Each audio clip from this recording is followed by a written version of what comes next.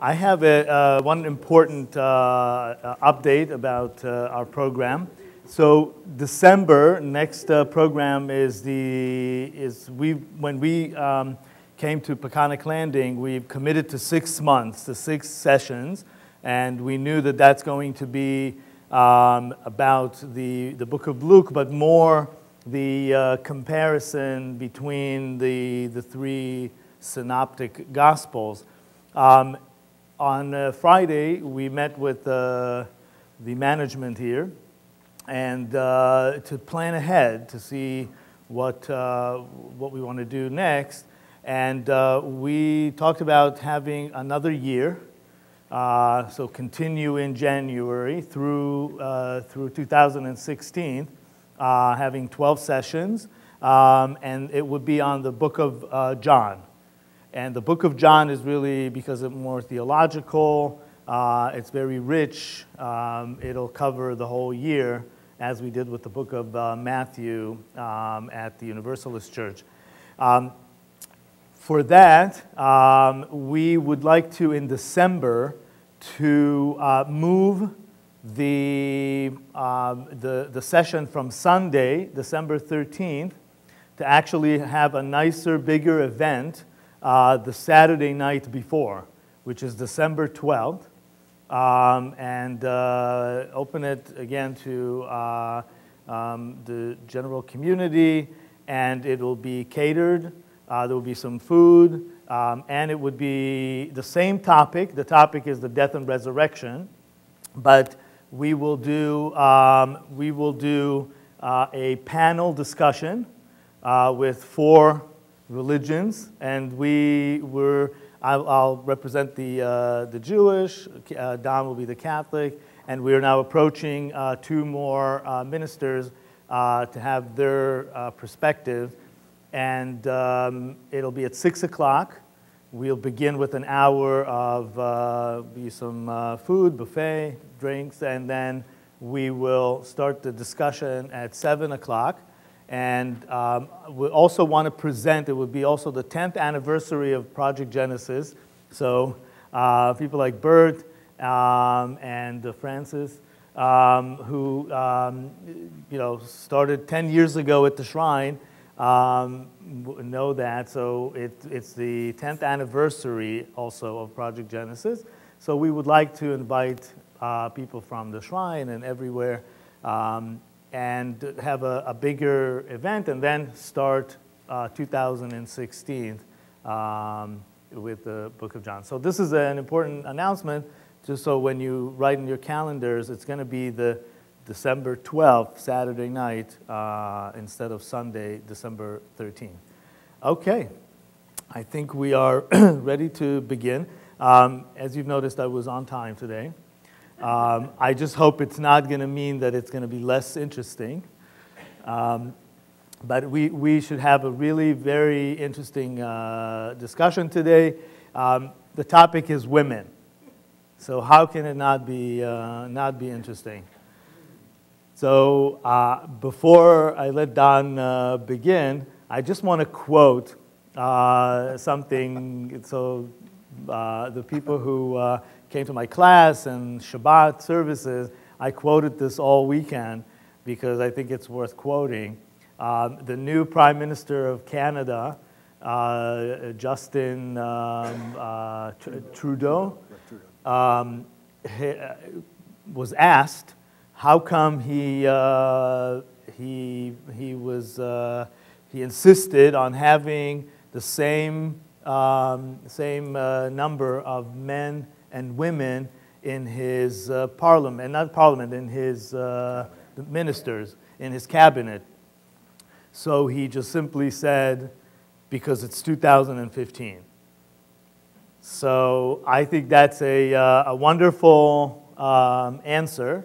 And what we'll do today is we'll basically look at what the Bible, the place of women in the Bible, and where we are today.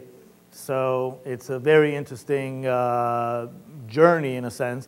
I would just kind of give a heads up of my point, and I think it's also going to be in Don's part, is that the voice of women has always been there. It's just coming to the surface from a hidden voice to a more pronounced voice. And with that, Don. Thank you.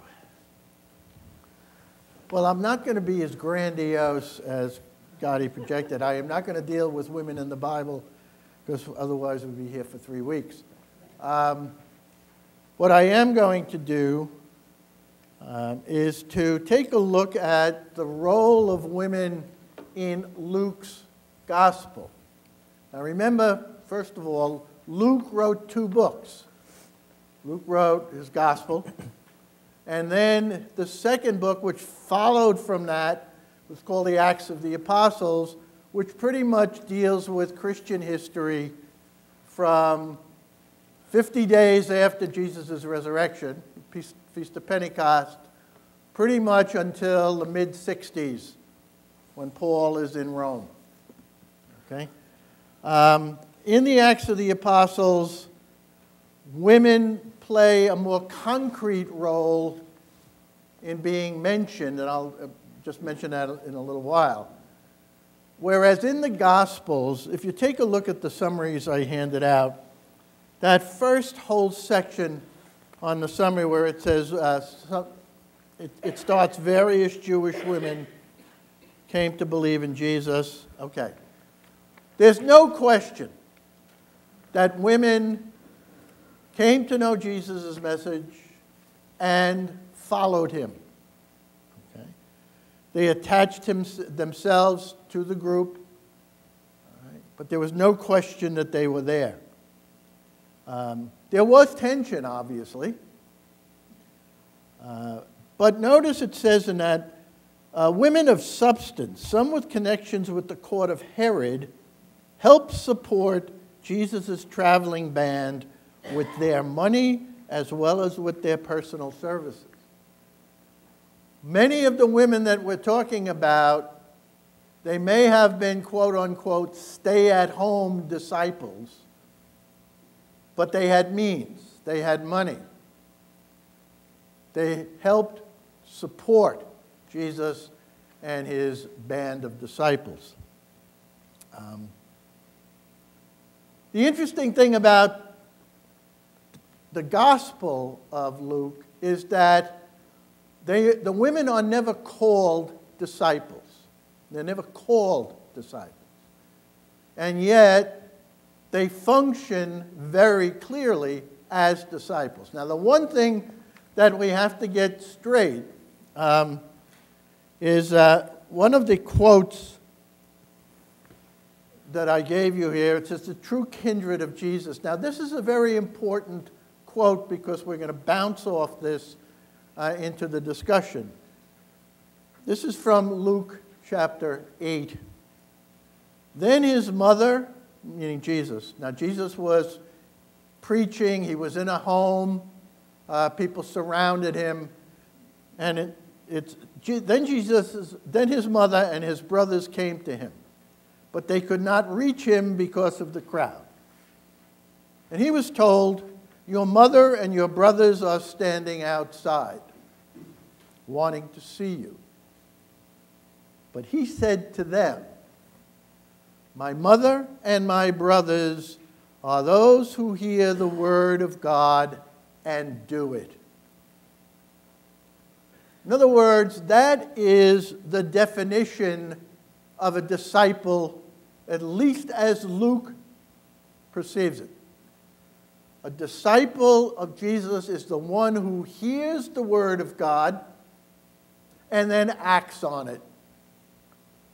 So even though a word may not be there to designate the individual, the reality is still there. These women heard the word of God and acted on it. And the perfect example, and we talked about this earlier on, the first and foremost disciple of Jesus was his mother. She was the first one to hear the word of God. But what did she do? And here's the basic question that runs through the whole thing. Not just the definition of disciple, but, and especially as it pertains to women in the Gospels, what do women do, for that matter anyone, but especially since the focus here is on women, what do women do when they hear the word? And that's the opening to discipleship. There is no one way of being a disciple. Excuse me. So this idea of being a disciple, and we'll see why there's a tension, is a both-and proposition, not an either-or proposition. You know, it's not either staying inside and being contemplative or being active outside. It's a both-and, like most things should be. All right? Most things should be both and, not either or. And we could go off for 2 hours on discussing how we've made the world into an either-or situation. Okay? So let's take a look at the concept of service. What kind of service are we talking about? Because the word for service in Greek is diakonia. And diakonia is the word we use in English for deacon, but it also means disciple. It also means especially service and ministry. All right? So diakonia is constantly used in these moments when we talk about women and how they relate to Jesus. So we're going to take this story of, you'll see it on your readings, Luke 10. It's a famous story.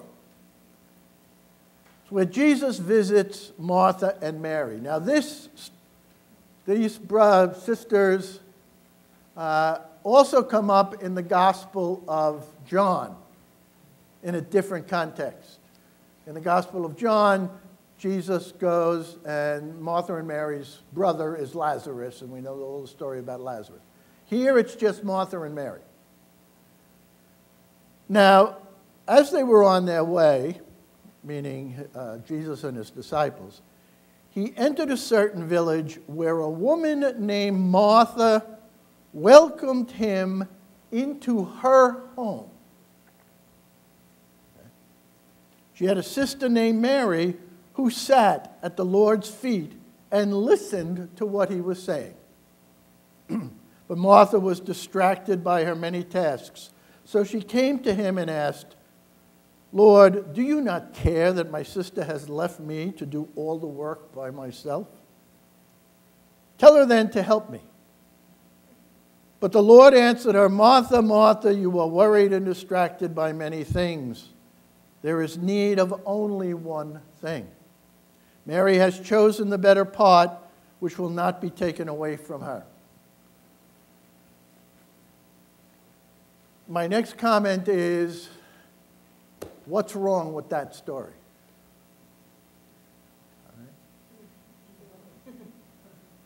Are you suggesting that the story is improperly told? No, not that it's improperly told, but the context of, you have to begin by asking, putting it into context. What was the role of women and the perception of women in Jesus' time, which was 50 years before Luke wrote his gospel?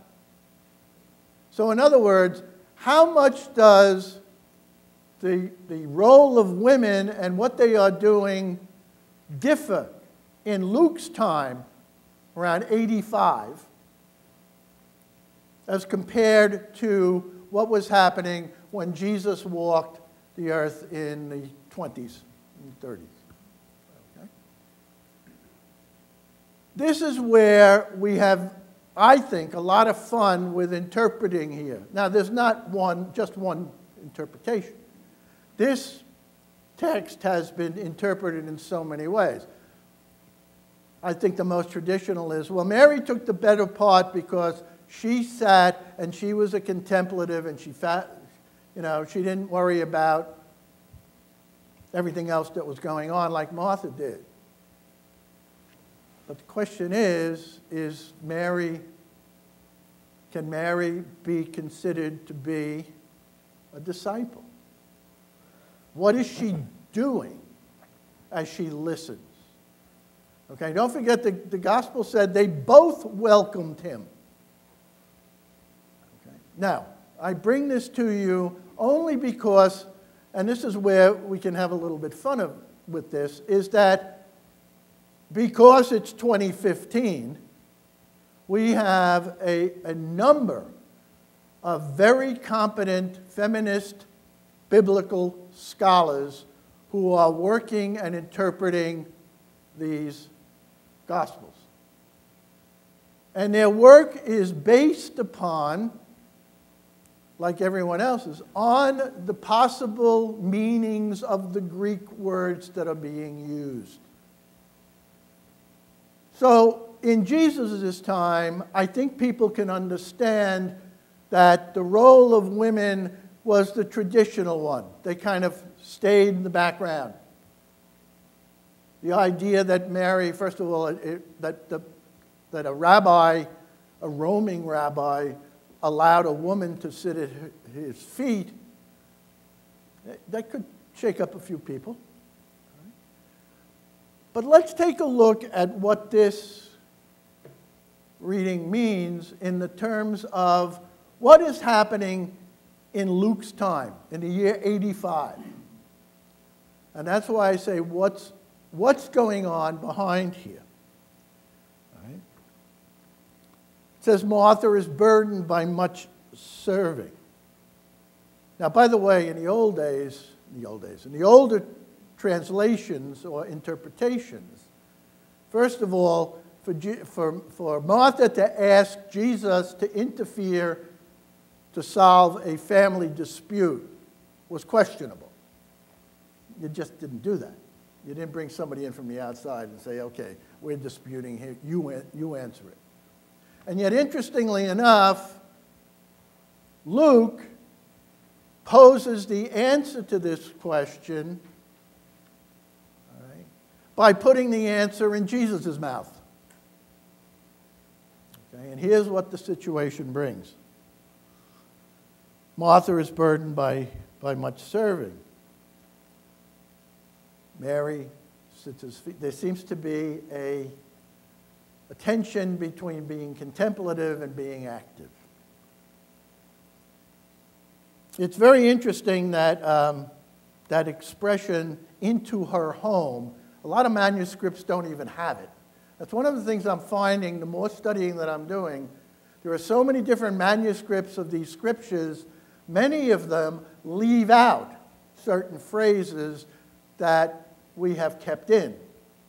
These were ancient manuscripts. So, I mean, that's a whole other problem of interpretation. And here's the reason. In Luke's time, there were things known as house churches. And this is where the people would congregate to celebrate Eucharist and so on. And very often, a woman would be the head of a house church. Okay. We don't have priests as we would know them today. Okay? We would have leaders of the community celebrating Eucharist, but a woman would be a head of a house church. So the question then becomes, in this, was the problem in Luke's time that Martha was the head of a house church?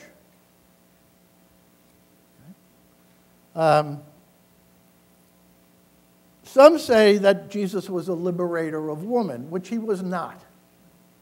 He did not liberate Jewish women. As we know, if they could have property, if they could have their own money, there was no need for him to liberate them. I think a lot of feminists would say, oh, he liberated the women, the Jewish women. No, he did not.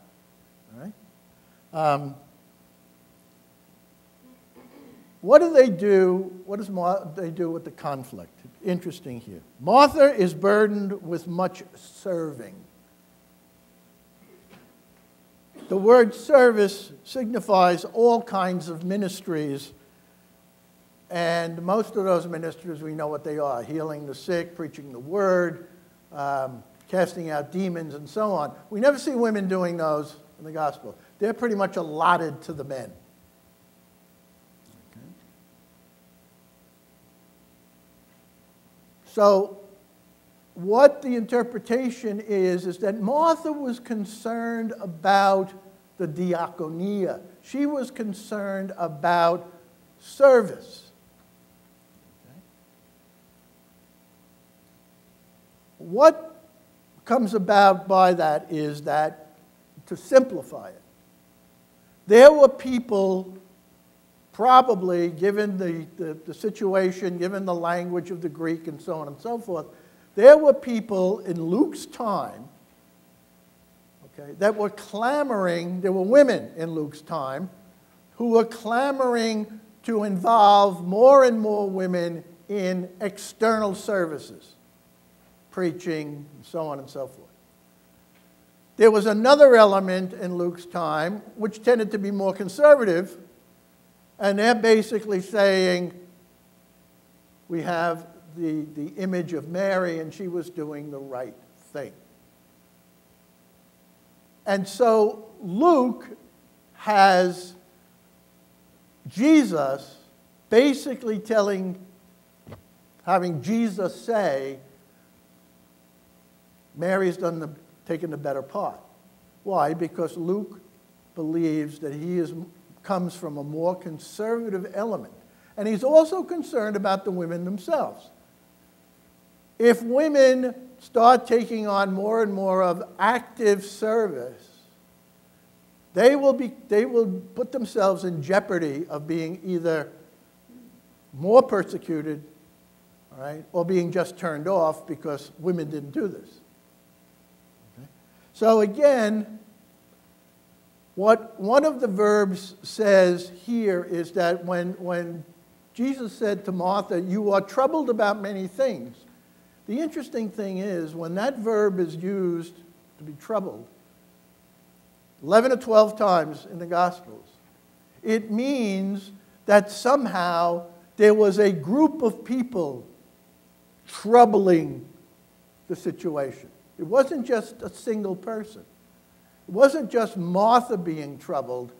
It was Martha being troubled along with many of those in the community, all right, who wanted to see service done more externally. Okay. So again, that's one of the contexts that that we can, interpret this gospel in. All right. So there was a conflict. There was a tension. As the church was growing, obviously, there became a greater and greater tension between women and ministry in the early church. The other reading that we have is from Luke 8. Soon afterwards, he went on through cities and villages, proclaiming and bringing the good news of the kingdom of God. The 12 were with him, as well as some women who had been cured of evil spirits and infirmities. Mary, called Magdalene, from whom 7 demons had gone out, and Joanna, the wife of Herod's steward, Chuza, and Susanna, and many others who provided for them out of their resources. So this is the introduction. Many women having their own means. The women he mentioned must have been cured either through exorcism or some other way. They had demons cast out. It's one of the few, it's one of the clearer indications of this woman, Mary Magdalene. We've heard so many stories about this poor woman, all right?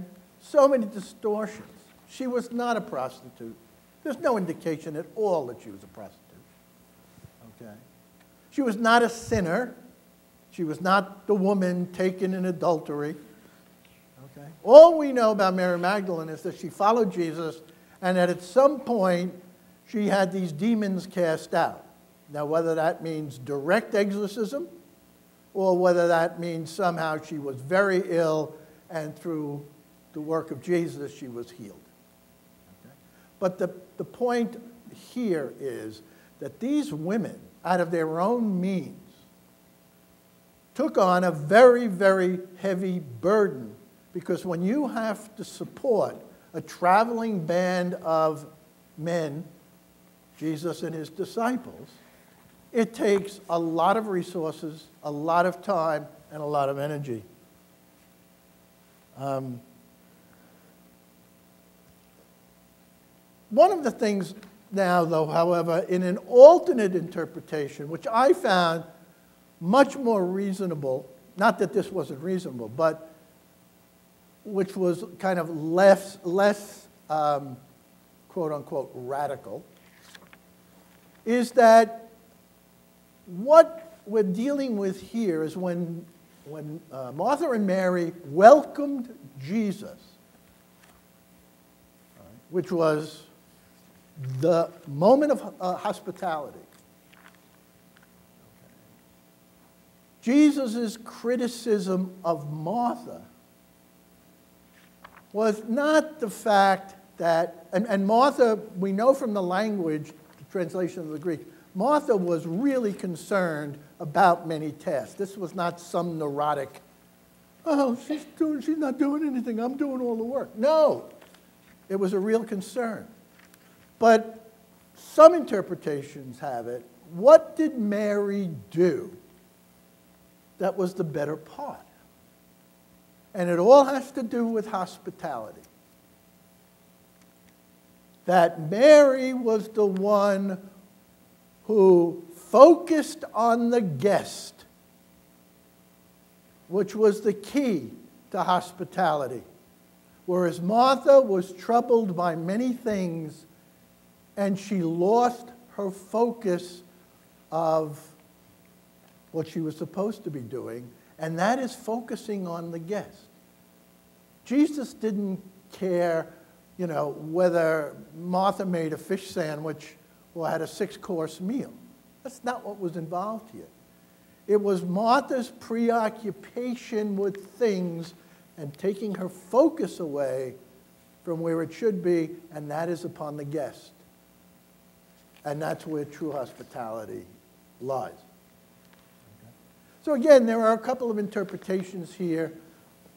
We don't know much. We know much more about women in the Acts of the Apostles.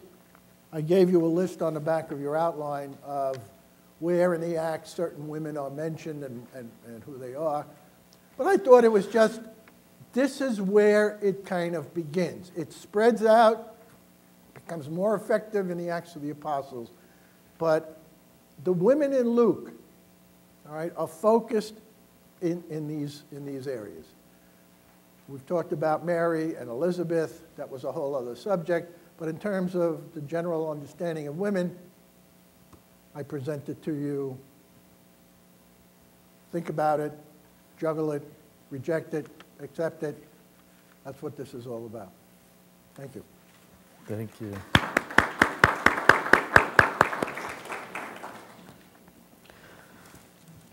Okay. Well, I'm glad Don gave me a few more minutes extra because I may need them. As Don was saying, we're talking about women. We can, we can stay here for, I would say, 3 years, not 3 hours. You just don't know the women that I knew, that's all. Oh, okay. Okay, so women, I will start, because it's a very big topic, of course, I want to narrow it down to just the principal elements that the Bible, the Hebrew Bible, views women and how they're portrayed. So I will really start with what Don's quote of Luke 10:38-42. But before that, I want to read the first verse that we begin to see how women are created. But I want you to, for a minute, get out of the men-women for a second, because this discussion of men-women is much bigger than that. It's not so much men-women, it's feminine-masculine. This is really, we tend to forget that. And I'll read the first verse when in the creation of the world. Okay? So God created man in his image. In the image of God he created him. Male and female he created them. Okay? This is the key verse that we're supposed to keep looking at. And as Don was referring to, we forget that it's both. And the Bible, and of course I would immediately admit, puts women in the backstage, but never in the Bible should we assume that men can function without women and women without men. Okay, and I will just give both how the Bible looks at both, how they have to function together. So, of course, the first story of a man and a woman, right, is Adam and Eve, right? Who makes the decision of coming out of the box, in a sense, right? It's Eve. Right? She makes the first choice, right? And she gives it to Adam. When we go now to Sarah, Abraham and Sarah, in the most crucial decisions of kicking out Ishmael, right, Abraham's son, from the house, God tells God tells Abraham, listen to Sarah. Listen to her voice. And this is one of my favorite verses in the Bible, because the commentary is that God is asking Abraham, the word in Hebrew is bekolah, listen in her voice. There are other ways that the Bible could have referred to this decision making, and listen to what she tells you. There are other ways to say it in Hebrew, but the word that was chosen is bekolah, in her voice. There's something, not her voice, but in her voice. And that function of in her voice is where we pick up. It's something that inside that animates everything else. So coming back to the male-female idea, the body and soul in Hebrew, everything in Hebrew has a gender, and the body, guf, is male, and neshama is the soul is feminine. Now we know that a human being cannot function without a body or a soul, and that is the idea. You have to have both, but you have to be connected to both your male side and your feminine side. Otherwise, you're not a complete person. And when we look at the couples, right, when the manifestation of the feminine, let's call it women, and the manifestation of male, let's call it men, have to work together as one, right? The Bible immediately tells us they will be one flesh, right? They have to act as one flesh. And in order to act as one flesh, they have to understand that one needs the other. The Bible lists there are many women in the Bible that do wonderful things. But those women begin as behind the scene, and they progress to come to the front of the scenes. And I'll give a few examples. But at all points when the women are the main characters, they're always linked to their husband. Even Deborah was the judge, right? She is the Bible tells us she was the wife of so-and-so. Yael, who killed Sisera, right, in her tent. She is the wife and so-and-so. Sarah, always referred to as Ishto, the wife of Abraham. They're never totally independent. And on the flip side, the men, as much as they are in the front, they're never independent either. They have to listen and adhere to women. So I just want to start with that to set the stage that as much as we think that the Bible is sometimes misogynist or really gives more emphasis to men, maybe.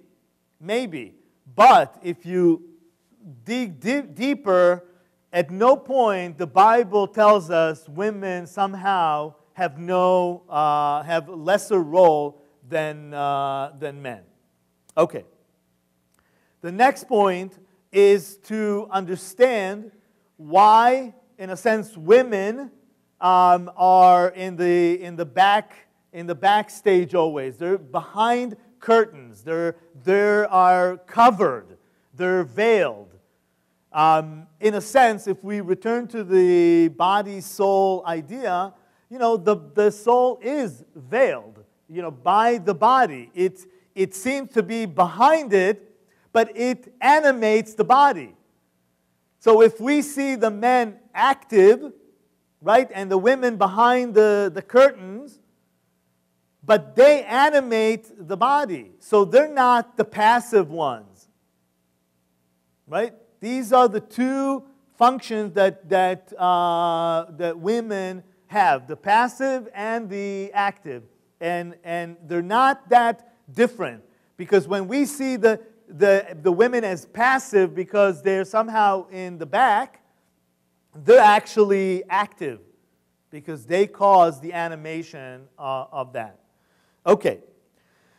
Now, I want to get back to a paradigm that we have in that idea of sitting behind and being in the front. As in the story of Mary and Martha, one wants to sit in the feet of Jesus and listen to the talk, and one wants to do the service, right? Go out there. So I would just say that this paradigm is not new here. This paradigm already appears in the Hebrew Bible many times. And I actually want to start with not a story of two women, but two men. That this is exactly the paradigm. Let's see if you can guess who I'm referring to. I'll give you a big hint. They were twins. Not identical. What is it? Jacob and Esau. Jacob and Esau. The Torah tells us Jacob, let's start with Esau. Esau was a hunter, right? He was going out there. He was very busybody, right? And Jacob was a learner. He sat in the tent, right? So that idea, I'm bringing this story to show that when we talk about men, women, it's more of the feminine, masculine, body, spirit paradigm that we tend to forget. And in the Jacob-Esau paradigm, you can say the same. But what is more important? What is more important? I don't know. What is more important? To hunt, to go out to hunt, or to sit and learn? What is it? Equal. Okay. So, of course, when we talk about this question of what we say in the Talmud is Shnaim Ochazin. two who hold the two ends, right? So each is pulling to their side. So there's a discussion, exactly this discussion in the Talmud. What is more important? And it's in the context of what is more important, to sit and learn Torah or learn anything, the law, to learn Torah, or to go out there and to visit the sick, to welcome guests. It's exactly in these words, right? And the Talmud says there are 6 things that if a person does in this world, mitzvot that a person fulfills in this world, he or she enjoys the fruit in this world, and the principle of it is also they get the credit even in the next world, olam haba, whatever the olam haba, whatever the nenext world is, right? And they list 6 things. And one of them is welcoming guests. I'll just read it to you. I think it's interesting to know what these things are. And it says to a person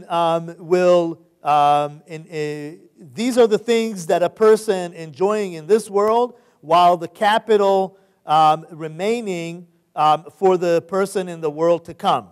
So honoring father and mother, acts of loving kindness, maintaining peace between people, and it goes on. There's 2 different lists that different rabbis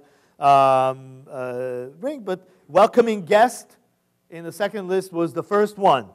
Visiting the sick, learning prayer, arriving early to the study hall, which study hall means also prayer hall. It's the same thing.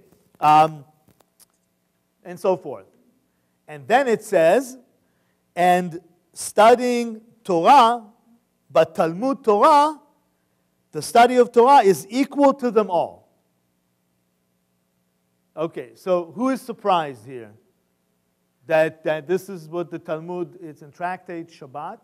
Who is surprised that this is the conclusion? That the studying of Torah is the most important thing. So, in this paradigm, then what Mary did was correct, right? Because she sat and learned Torah, right, from Jesus.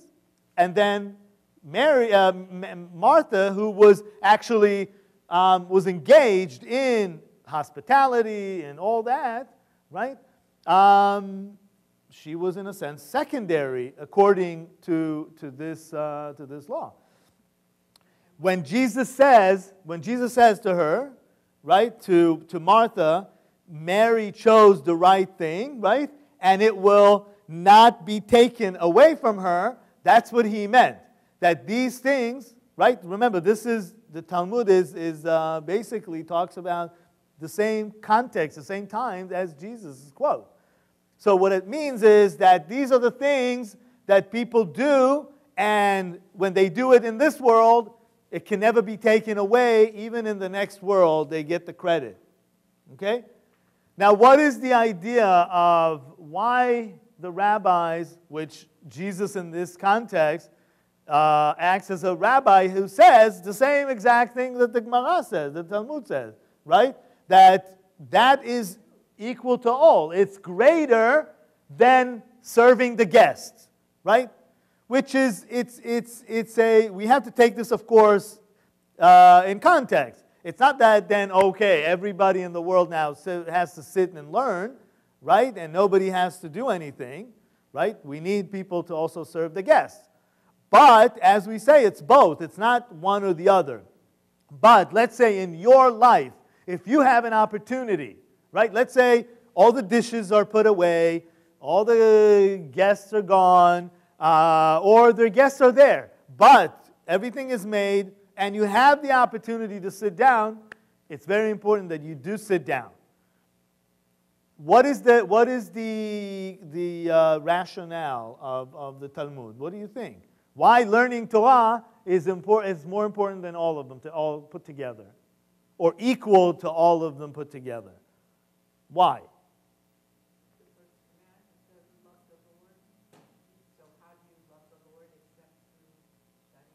How do you love the Lord? You can love the Lord through visiting the sick, through attending to guests. Torah is just one of the ways. Studying informs us in how to do Exactly. Torah, learning, informs us how to do it and what to do and how to do it well.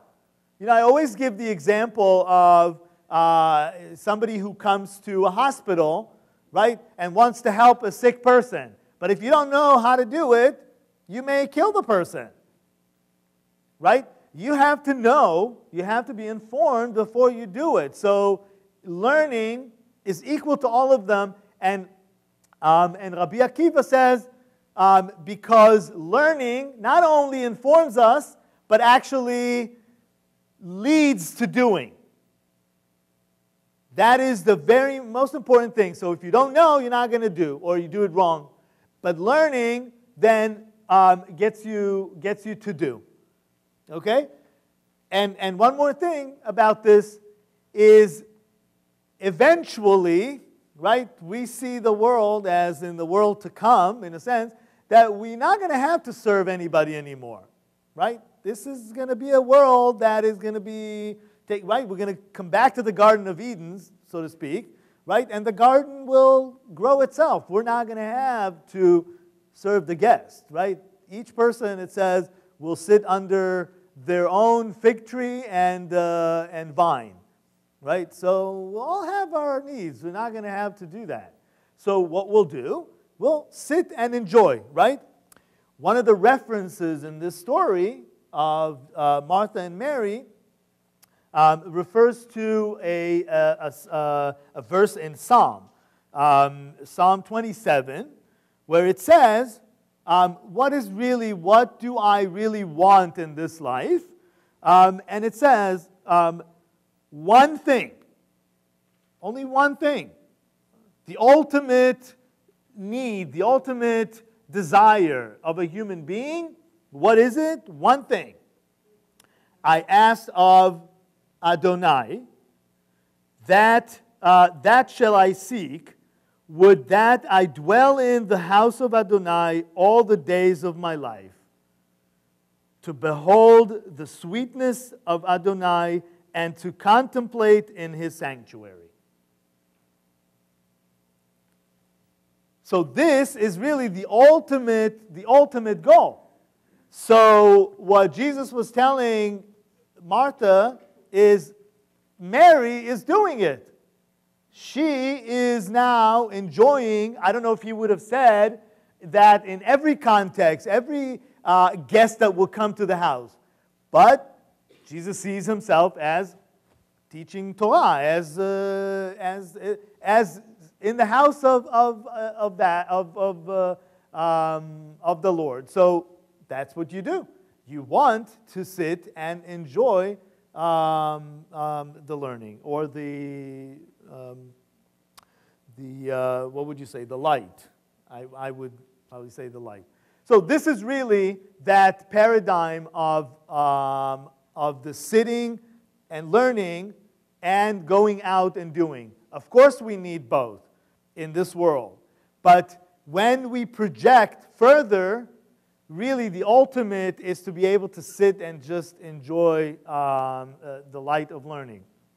Okay, this was a very long introduction, in a sense, to the paradigm of men and women, but really it sums it all. What it means is that if we look at women as those who are behind, it's not that they're behind because they are less active.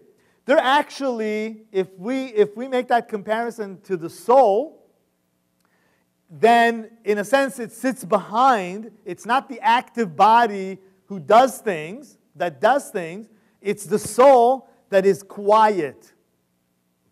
Right?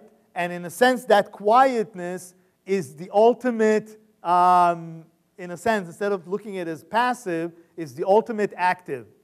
And where do we see it? We see it in the story of Elijah with the his battle with the priest of Baal, when God eventually tells him, you know, there's a whole discussion with God, and then he says, Kol dmama daka.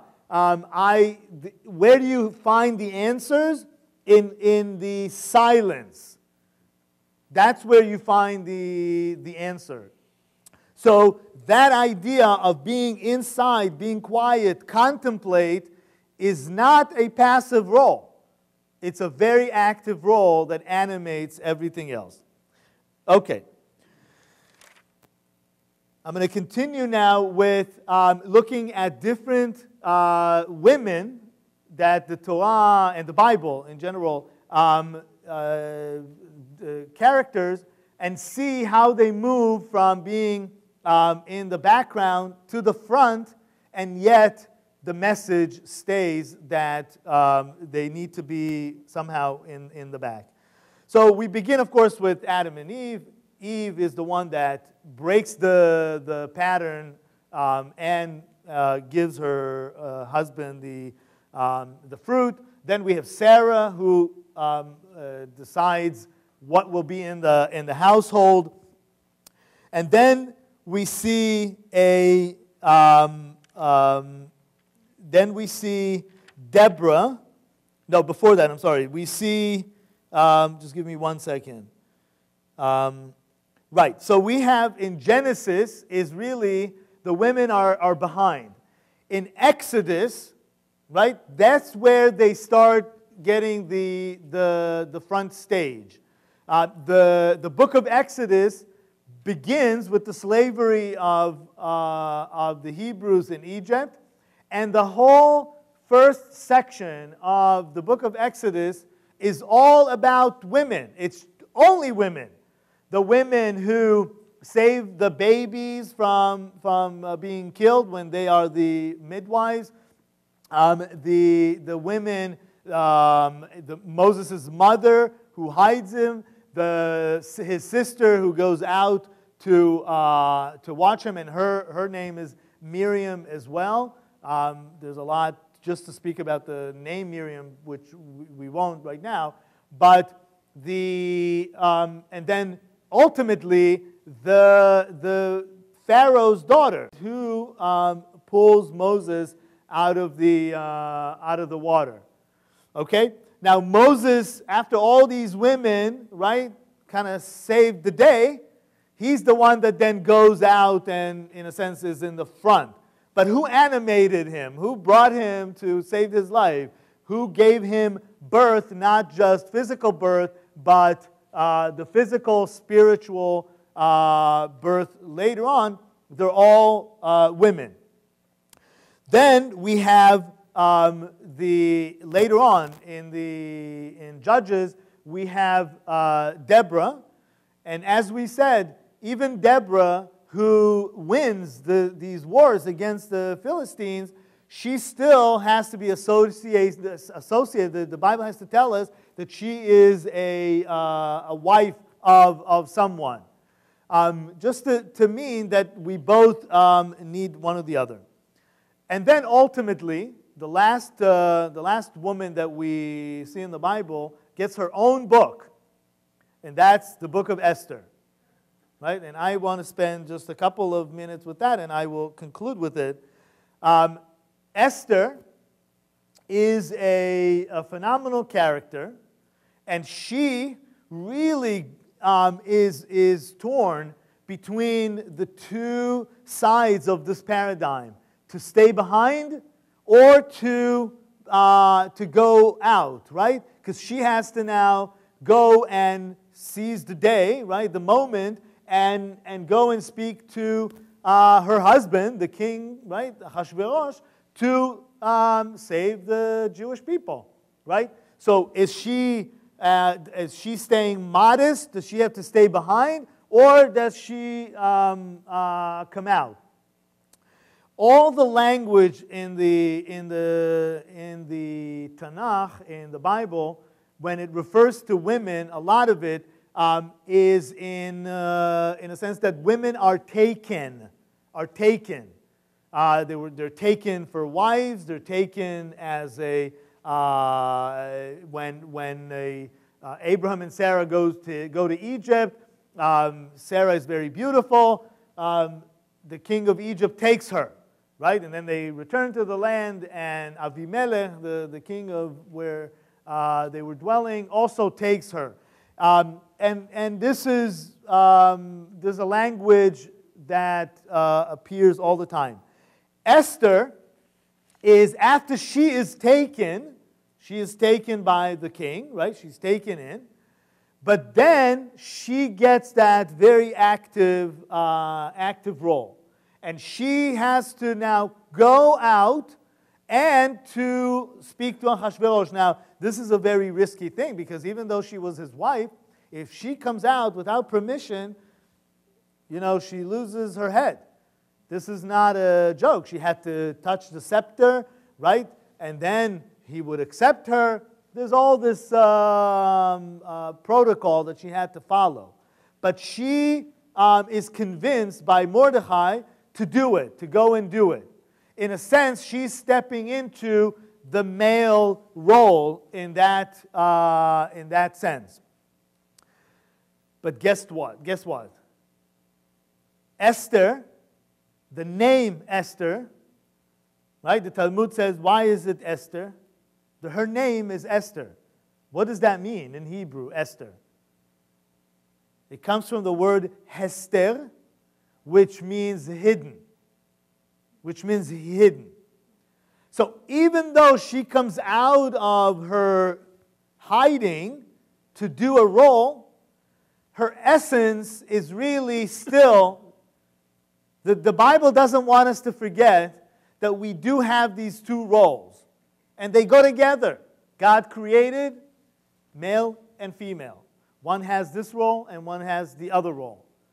The Orthodox world today, the Jewish Orthodox world, uses all the time, uses a phrase they're called Kvod Bat Melech Pnima.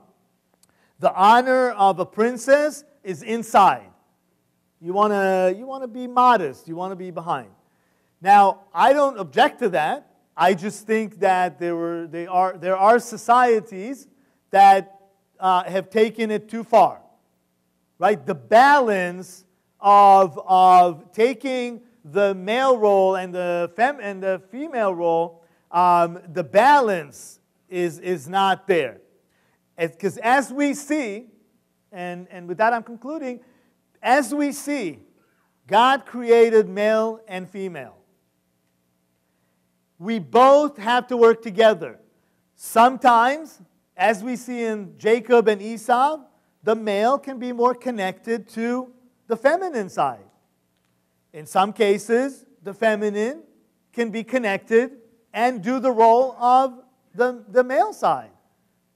But yet, the Bible, through the stories, and then, of course, as we see in Luke, he wants to that equilibrium not to be broken.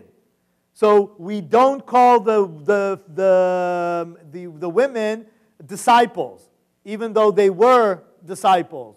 Just to say, okay, we each have our role, right? And let's maintain it, even though we can definitely cross the line when we need to. So I would just say, there is a paradigm here. I'm not going to say that the Bible is equal. It's not about being equal. It's about having equal roles. That's how I would phrase it.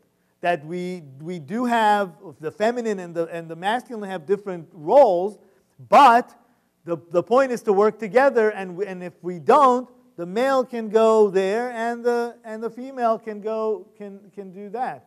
And the point is to maintain the equilibrium and working together, coming out of the shadows. And that's why I think what the new prime minister of Canada said is very appropriate. The roles are not. The fact is that we do need to be on equal stands, even if we do have different roles. Thank you.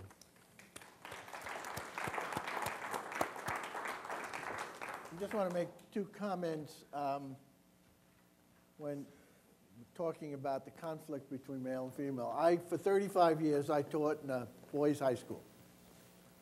And there was testosterone streaming down the walls. All right? And I used to, and of course, they tended to be very macho. All right? Many of them came from Bensonhurst in Brooklyn and areas like that.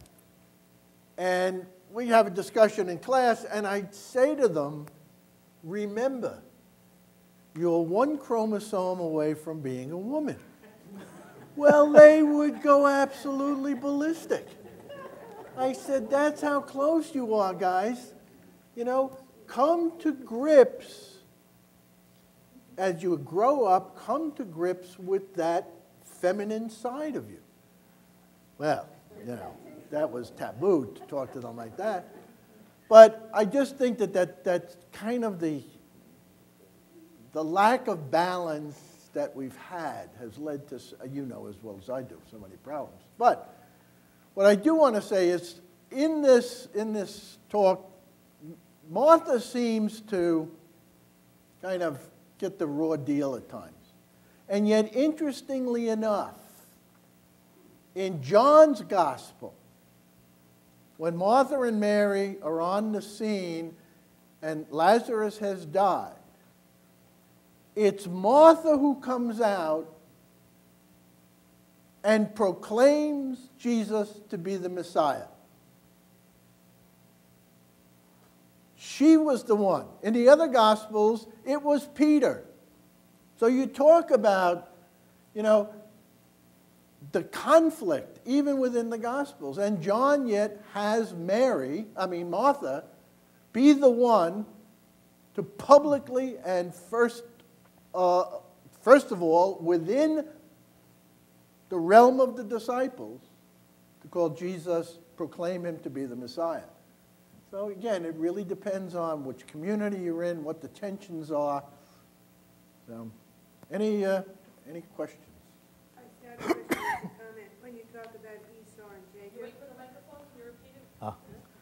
The microphone is coming to you. When you talk about Esau and Jacob, who was the person that told Jacob? When you talk about Esau and Jacob, who was the person that schemed to get Jacob his blessings? Right, was his exactly. It mother. was the woman. And the same thing when you talk about the Torah being The wife. the ultimate. How about the Hasids today? That's their prime directive, is to study only Torah, and they don't do anything else. Right, so this is in a society, and this is a big debate in Israel, who should sit and learn and who should go to fight in the army.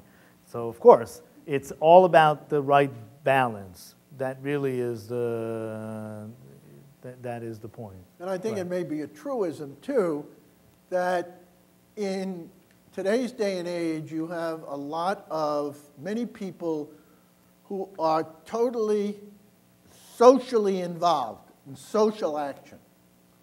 And I would contend, coming from these stories, that if you do not spend time in prayer as a social activist, you will burn out and you will lose focus as to what you are doing.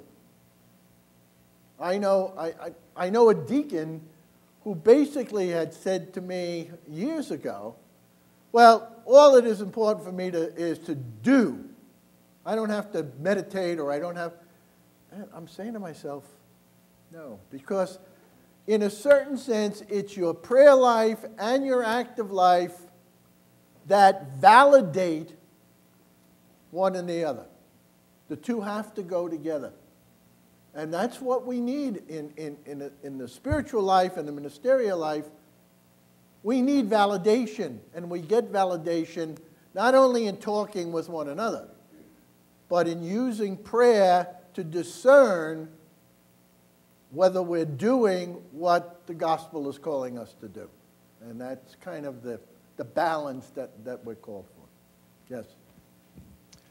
Yeah, I think it's very interesting that Martha, as far as I'm concerned, made a big mistake by going after Jesus. If she had not said anything, Jesus would have probably concluded, well, it's very nice that Mary's doing the better thing, but Martha's job is important too. And I have one other comment. Trudeau's interesting statement that it's 2015, I'm sorry, that's rather sad, because what he should have said is that, in my way of thinking, women should be in the cabinet just as much as men, rather than to say, well, it's the right time for women to be in my cabinet, equal to men. Okay. Anyone else? Thank you. Yes, Iris. Iris.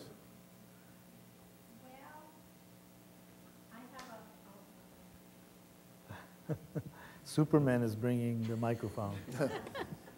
I think it's wonderful that you brought in so many women in the Old Testament. And I feel very, very strongly when God created men and women, he did it equally. We tend to forget that at the time we were created, men and women had different functions. Men were the stronger ones. They had to go out and kill the animals and bring them in. The women had to get the grain, and they had to ground it, and they had to nurture their children. So it wasn't as equal as it is today. I mean, we have dishwashers, et cetera, et cetera.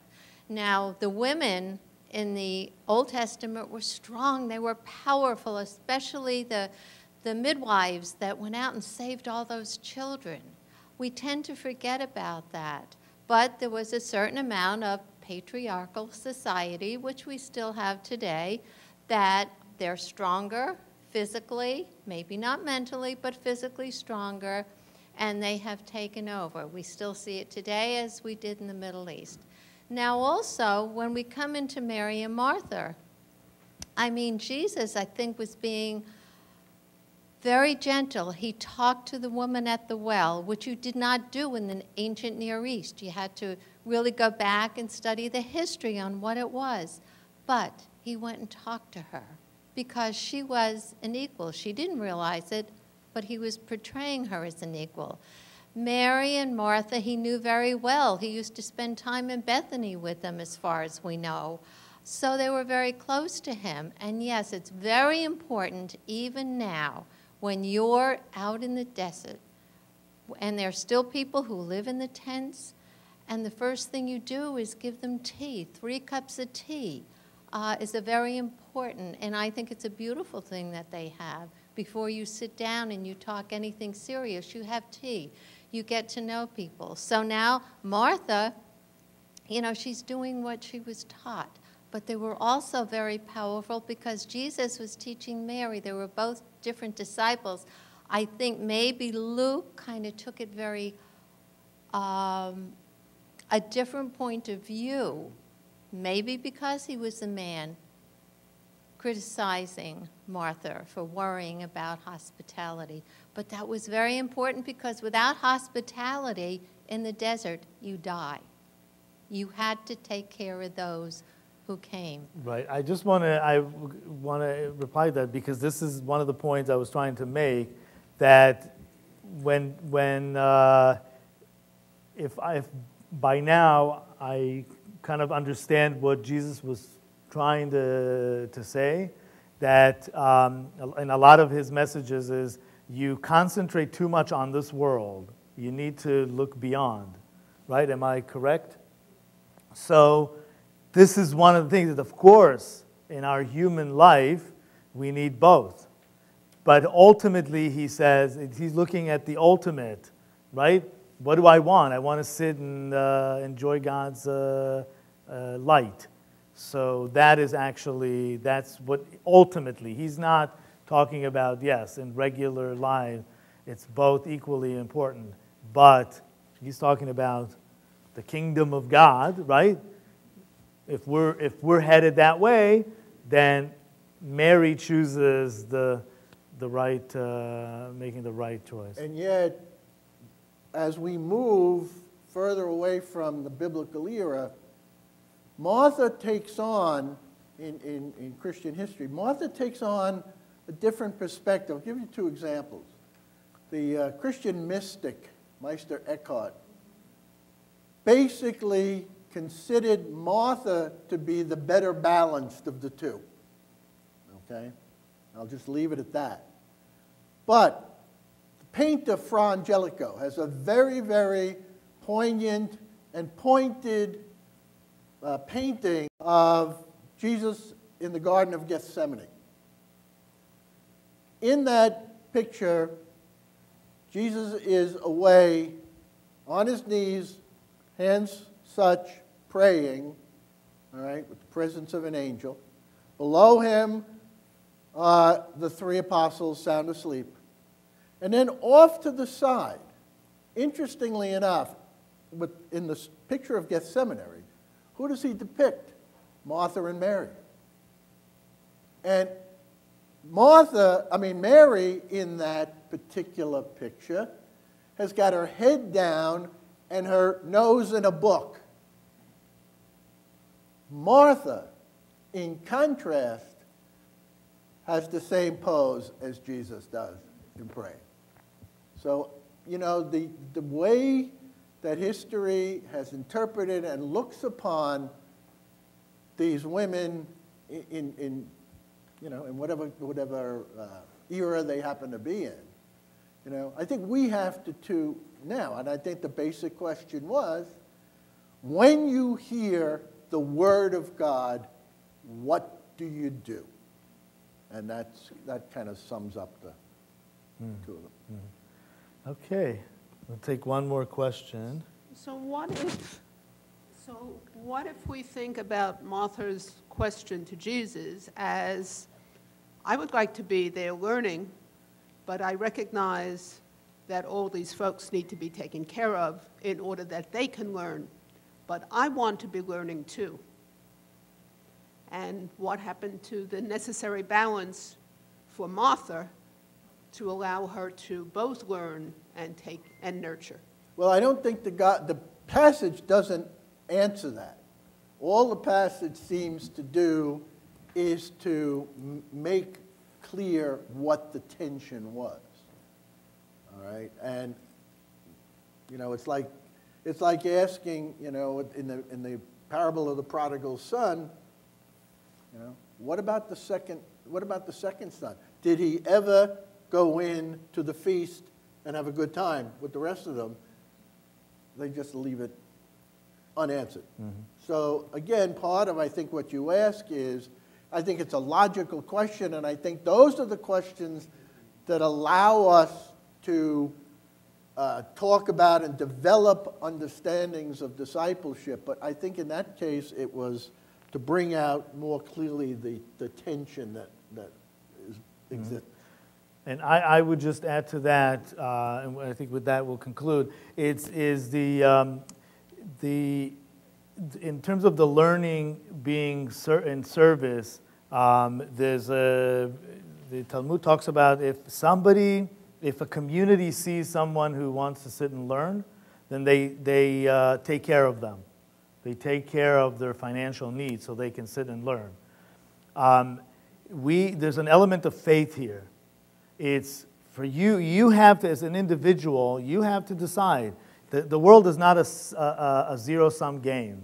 This is, I always, especially when you come to the spiritual world, it's not a zero-sum game. If I sit and learn, then somebody else has to work harder. I don't know that. I'm not God. I'm not making these decisions. All I know that in the Garden of Eden, the garden maintained itself. If they would have listened to God's voice, if they sat and listened to God's voice and not actively, did something active to disrupt that, and first learned and then did, right? We would still be in the Garden of Eden, right? The garden maintains itself. I'm not taking God's role, right? We have to decide as individuals, what do we do? Do we think that by the fact that we serve the guest, we're making the world go round? I don't know. I want to sit and learn, and the world will maintain itself somehow. It's not an individual decision that we should make.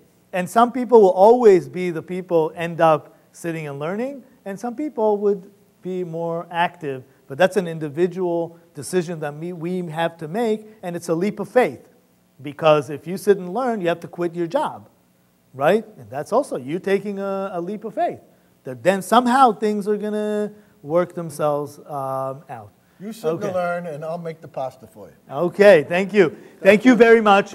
I just want to say that Don and I, actually, it's funny because we both are going tomorrow independently to sit quietly. We're going to a silent retreat and hopefully to hear the voice of God clearer. And I just want to ask you one thing. If people here who would like to stay for just a few more minutes and maybe give testimonials to the camera, that we can use it as promotion for our next year's program, that would be great. Just a few seconds, just saying, what do you think? Don't worry, we can edit it out, and whatever you do. Thank you very, very much. See you on the 12th.